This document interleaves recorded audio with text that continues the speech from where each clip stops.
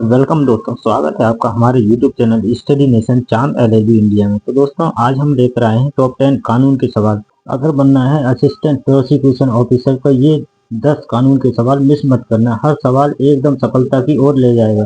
तो चलिए दोस्तों शुरू करते हैं आज का ये सीरीज। तो चलिए दोस्तों बढ़ते हैं क्वेश्चन नंबर 1 की ओर। क्वेश्चन नंबर 1 पूछ रहा है भारतीय संविधान का अनुच्छेद 20 किससे संबंधित है?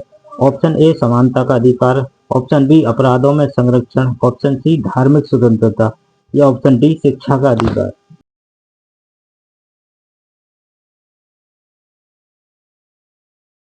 तो दोस्तों इसका राइट आंसर है ऑप्शन बी अपराधों में संरक्षण। इस अनुच्छेद के अनुसार किसी अपराध के लिए भूतलक की घटना के बाद बने कानून द्वारा दंड नहीं किया जा सकता। एक ही अपराध के लिए एक से अधिक बार दंड नहीं दिया जा सकता और व्यक्ति को स्वयं अपने खिलाफ किसी अपराध में दोष सिद्धि किए जाने के लिए बाध्य नहीं किया जा सकता। तो सरल भाषा में समझे तो दोस्तों, यदि कोई व्यक्ति एक बार कोई अपराध कर देता है तो उसकी वो सजा पा चुका है, तो उसके बाद उसे फिर उसी अपराध के लिए दोबारा गिरफ्तार या दंडित नहीं किया जाएगा। और कोई व्यक्ति 2025 में कोई अपराध को अंजाम देता है और उस अपराध की सजा 1 साल है, तो आगे जाकर 2026 में या कुछ समय बाद उसी अपराध की सजा दो साल या 5 साल या 10 साल या कितनी भी बढ़ जाती है, तो वह उस व्यक्ति पर लागू नहीं होगी, क्योंकि उसने 2025 में जो अपराध किया है उसके लिए उसी समय की जो सजा है वो ही लागू होगी। और किसी भी व्यक्ति को स्वयं के खिलाफ किसी अपराध में दोष सिद्ध किए जाने के लिए बाध्य नहीं किया जा सकता। यानी कोई भी पुलिस अधिकारी या कोई भी व्यक्ति किसी व्यक्ति को डरा धमका के अपने खुद के खिलाफ गवाही देने के लिए बाध्य नहीं कर सकता। जैसे किसी बहुत से पुलिस थानों में मारपीट के कबलवा लेते हैं कि बोल तूने किया अपराध, तूने किया, तो ऐसा वो पुलिस अधिकारी नहीं कर सकते। और अगर यदि ऐसा करते हैं, डरा धमका के मार तोड़ के अगर कबलवाते हैं, तो आप जाकर सीधे कोर्ट में मना कर दीजिए, क्योंकि उनके जो सामने की गवाही होती है वो नहीं मानी जाती है। कोर्ट के सामने जो गवाही दी जाती है वही रियल और उसे ही माना जाता है। तो चलिए दोस्तों बढ़ते हैं क्वेश्चन नंबर 2 की ओर। क्वेश्चन नंबर 2 पूछ रहा है आईपीसी की धारा 34 किस सिद्धांत पर आधारित है? ऑप्शन ए व्यक्तिगत दायित्व, ऑप्शन बी साझा मंशा, ऑप्शन सी कठोर दायित्व या ऑप्शन डी नैसर्गिक न्याय।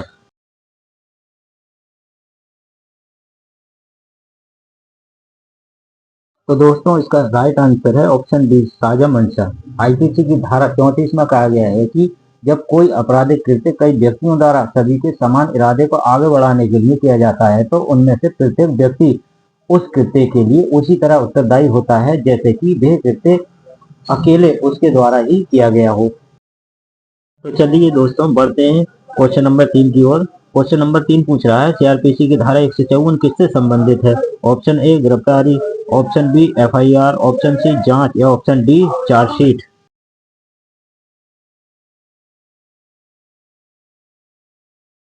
तो दोस्तों इसका राइट आंसर है ऑप्शन बी एफआईआर। सीआरपीसी के अनुसार जब किसी पुलिस अधिकारी पुलिस थाने के प्रभारी अधिकारी को दी गई कोई सूचना किसी संज्ञेय अपराध के घटित होने का खुलासा करती है, तो सीआरपीसी की धारा 154 के तहत प्राथमिकी यानी एफआईआर दर्ज करना आवश्यक होता है।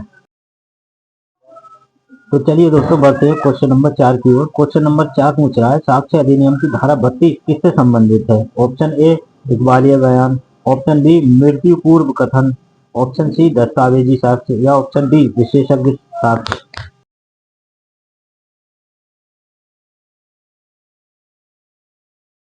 तो दोस्तों इसका राइट आंसर है ऑप्शन बी मृत्यु पूर्व कथन।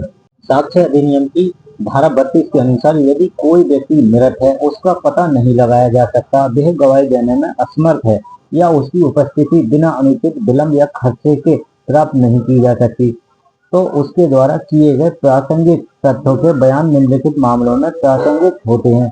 मृत्यु के कारण व्यवसाय के दौरान निर्माता के हित के खिलाफ होते हैं। यानी उसकी मृत्यु का कारण उसके पूर्व कथन से किया जाता है, जैसे उसने पहले क्या बोला था, क्या करा था, क्या सुना था। तो चलिए दोस्तों बढ़ते हैं क्वेश्चन नंबर 5 की ओर। क्वेश्चन नंबर 5 पूछ रहा है लिमिटेशन एक्ट 1963 की धारा 5 किससे संबंधित है? ऑप्शन ए अवधि की गणना, ऑप्शन बी विलंब की क्षमा, ऑप्शन सी बाद की समाप्ति या ऑप्शन डी अपवाद।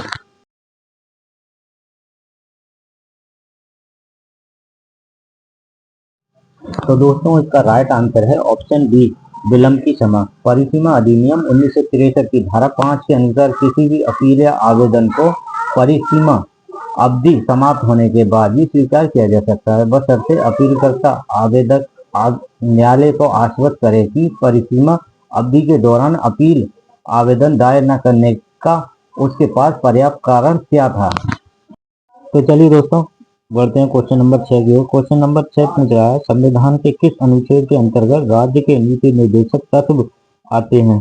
ऑप्शन ए अनुच्छेद 12 से 35, ऑप्शन बी अनुच्छेद 36 से 51, ऑप्शन सी अनुच्छेद 52 से 62 या अनुच्छेद 79 से 122।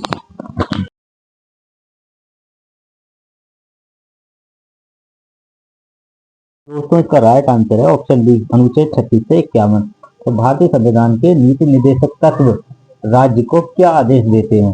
तो राज्य महिलाओं व बालकों और पुरुषों की सभी अवस्था ध्यान में रखेगा। समान कार्य के लिए समान वेतन की व्यवस्था रखी जाएगी और कुछ दशाओं में काम, शिक्षा और लोक सहायता पाने का अधिकार राज्य आर्थिक और शैक्षिक दृष्टि से पिछड़े वर्गों का विशेष ध्यान रखेगा। तो चलिए दोस्तों बढ़ते हैं क्वेश्चन नंबर 7 की ओर। क्वेश्चन नंबर 7 पूछ रहा है सीपीसी के अंतर्गत अस्थायी निषेधाज्ञा यानी टेम्पररी इंजंक्शन किस आदेश में है। ऑप्शन ए आदेश 6, ऑप्शन बी आदेश 21, ऑप्शन सी आदेश 39 या ऑप्शन डी ऑप्शन 41।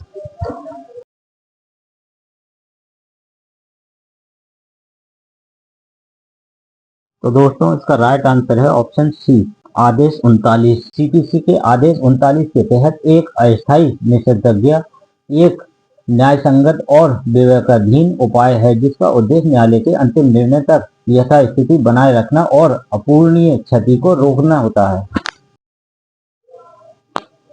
तो चलिए दोस्तों बढ़ते हैं क्वेश्चन नंबर 8 की ओर। क्वेश्चन नंबर 8 पूछ रहा है आईपीसी की धारा 141 किससे संबंधित है। ऑप्शन ए दंगा, ऑप्शन बी गैरकानूनी जवाब, ऑप्शन सी हमला या ऑप्शन डी धमकी।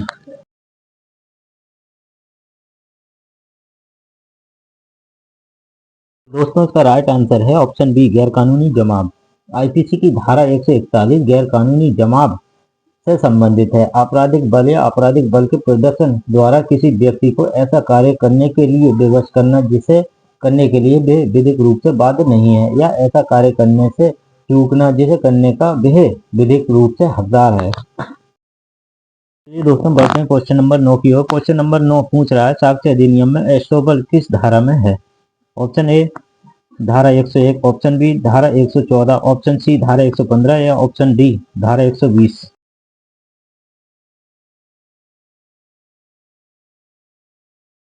तो दोस्तों इसका राइट आंसर है ऑप्शन सी धारा 115।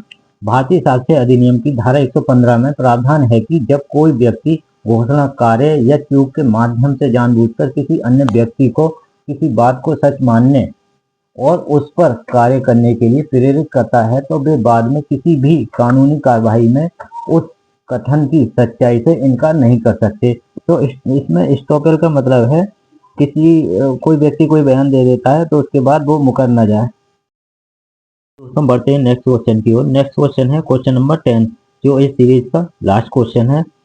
तो चलिए दोस्तों देखते हैं क्वेश्चन नंबर 10 क्या पूछा है। क्वेश्चन नंबर 10 पूछा है भारतीय संविधान का अनुच्छेद 311 किससे संबंधित है। ऑप्शन ए न्यायपालिका, ऑप्शन बी सरकारी सेवकों की सुरक्षा, ऑप्शन सी चुनाव या ऑप्शन डी आपातकाल।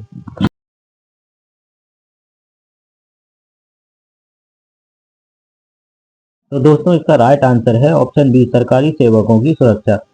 यह सिविल सेवकों को उनके पदों से किसी भी मनमाने बर्खास्तगी के विरुद्ध सुरक्षा प्रदान करता है। अनुच्छेद 311 खंड 1 और 2 इससे उन्हें जांच में आरोपों का जवाब देने में मदद मिलती है ताकि सिविल सेवकों को मनमाने ढंग से सेवा से बर्खास्त न किया जा सके। तो दोस्तों कैसी लगी आपको ये हमारी आज की सीरीज कमेंट में जरूर बताएं। जिसने पूरे सवाल सही किए वही कहलाएगा असली एपीयू वॉरियर। वीडियो पसंद आया हो तो लाइक जरूर करें।